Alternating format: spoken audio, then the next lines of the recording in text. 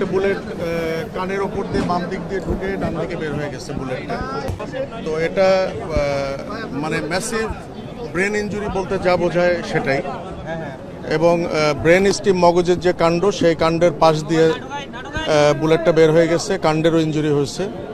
এখন ওনাকে কৃত্রিম শ্বাস প্রশ্বাসের মাধ্যমে ওনাকে আমরা বাঁচিয়ে রাখছি। তবে আসার কথা যেটা, যে সাইন অফ লাইফ যেটা বলে, জীবনের চিহ্ন, এটা ওনার ভেতরে এখনও আছে, এটা নিঃশেষ হয়ে যায় নাই।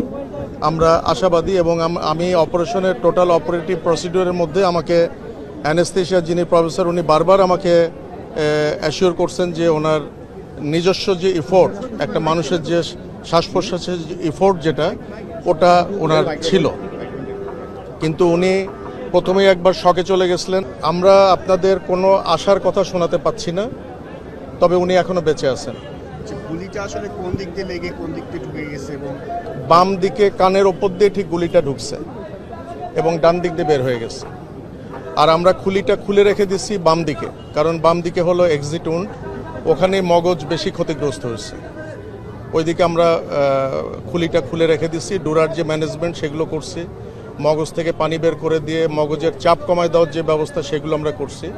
আমাদের পক্ষে যতটুকু করা সম্ভব আমরা করছি, কিন্তু বেসিকলি ওনার অবস্থা খুবই ক্রিটিক্যাল।